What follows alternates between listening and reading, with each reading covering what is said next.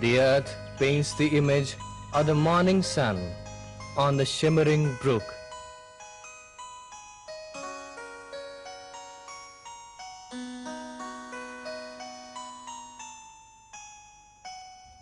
Uncontented, it wipes it out and makes it flow again.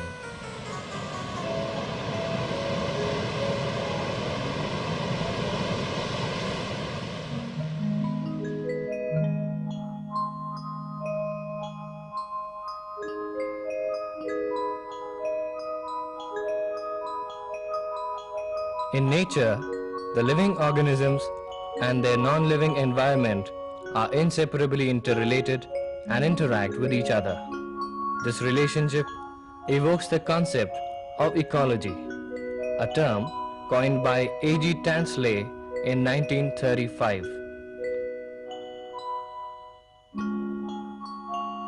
An ecosystem may be of terrestrial, marine,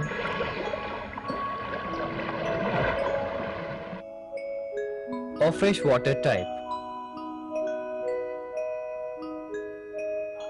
Though freshwater resources occupy less than 1% of the total volume of water available, however, for many reasons, they are of great importance to man.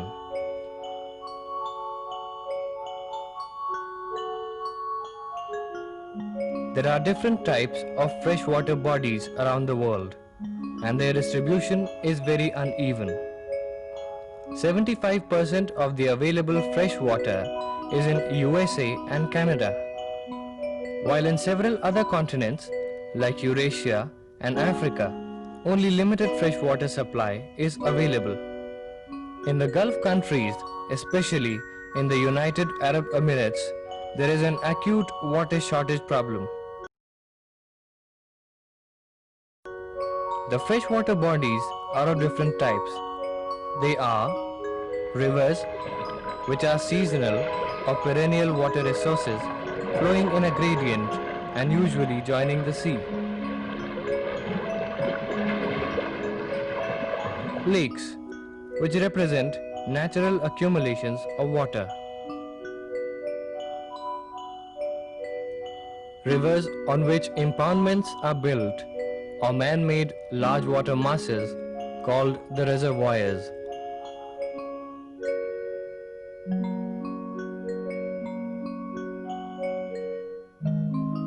Pond, which is a closed freshwater resource. It has an inlet and an outlet.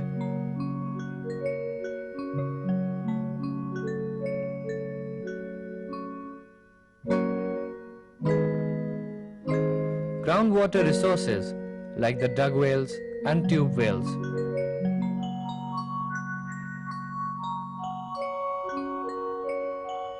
Puddles, which are temporary accumulations of water and are seasonal in nature. Oh, do give me water, for I am weary and thirsty. Oh, do give me water, for I am exhausted.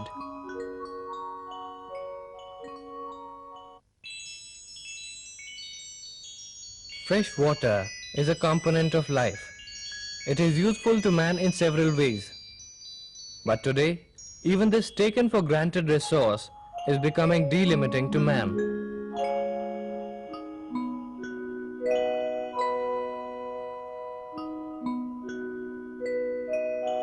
Efforts are now on to develop this resource to its fullest potential. The Food and Agriculture Organization is targeting to make good drinking water available to urban and rural areas of our country.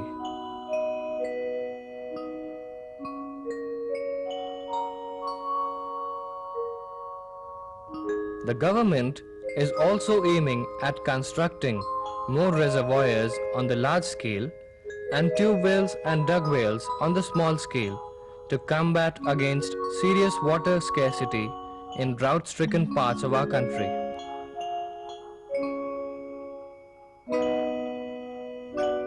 Water for irrigation has been provided to several dry areas of our country, but many areas in the western and northwestern India still face irrigation facility shortage and solely depend on rainwater.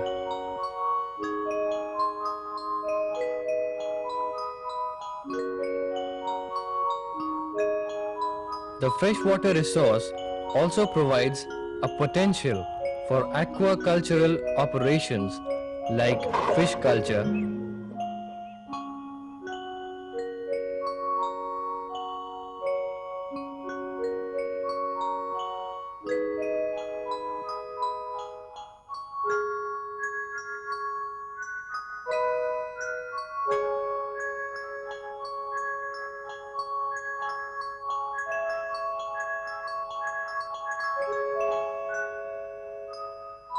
crocodile culture, etc., which shall not only earn food but also a substantial portion of our foreign exchange through exports. The use of freshwater resources for our recreation is also quite limited in our country. Substantial amount of our foreign exchange can be earned in this field also. Tapping of energy from water falling in a gradient yields hydroelectricity, which is presently the cheapest and most substantial amount of electricity production in our country.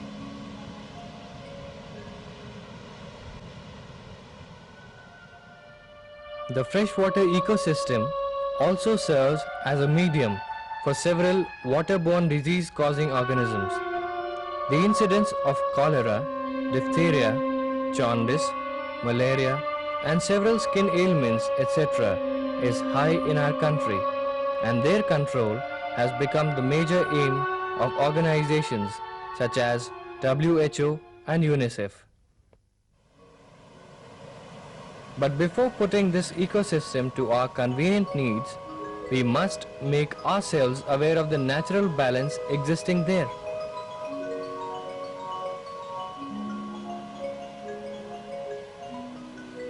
Freshwater bodies are ecologically divided into two types: the lotic or running water type and the lentic or standing water type.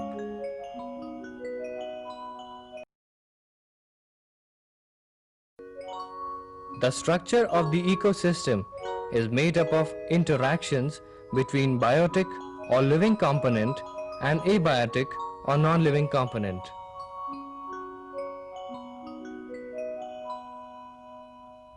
The abiotic component consists of factors such as the temperature, represented by a thermocline, light, which causes littoral, limnitic, and profundal or aphotic types of zonations, the concentration of respiratory gases in water, and the concentration of different types of biogenic salts, for example, nitrates, phosphates, calcium, sulfur, etc. in water. The biotic component, which can be classified on the basis of energy flow, in the diagram, producers are represented by P, consumers by C, and decomposers by D. Producers, which are phytoplanktons like algae, diatoms, and macrophytes like hydrilla, water hyacinth, and water lily.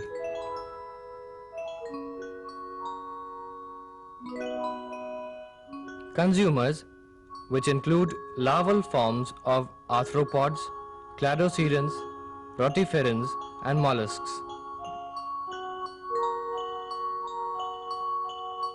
Decomposers, which are bacteria and fungi populations.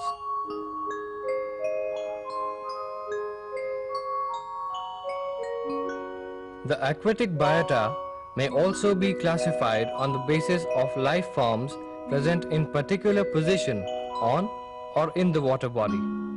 as periphytons, which are organisms which cling to the stems of plants or stones submerged in water body. Planktons, which flow with the water current. Nectons, which are organisms swimming in water. And neustons, which are organisms resting or swimming on the surface. Ecosystem productivity can be studied with the help of pyramids of biomass, energy, number of autotrophs and heterotrophs, and saprophytes. Such pyramids help to determine whether the particular ecosystem is autotrophic or heterotrophic, that is, producers more than consumers and consumers more than producers respectively. Today, man is abusing this intricate and unique ecosystem by almost possessing it. Dumping of huge amounts of sewage wastes, industrial effluents, agricultural discharges, waste from chemical industries, fossil fuels, etc. into these resources is a common occurrence. Due to this indiscriminate use, one day we may be left craving for a drop of fresh water. We have to thus develop our freshwater ecosystems to at least save ourselves from the hazards of water pollution. We have to construct more dams, canals, ponds, dug wells and tube wells and maintain the water quality supplied for domestic needs. We have to set up centers at greater incidences for testing water quality and the biological oxygen demand of water. A vigilance over the water quality maintenance should be carried out by water pollution control boards. Law enforcement, which has been done, can also save this invaluable resource. For example, the amended Act of 1988 for water pollution control served this purpose quite well. Let us leave this wonderful gift of nature endowed upon us alone and not hamper the living community thriving there and deliberately limit their existence as well as ours. With this, we bid adieu to the magnificent world of freshwater ecosystem, even as on the dark waters of the lake shines the light of the twilight hour.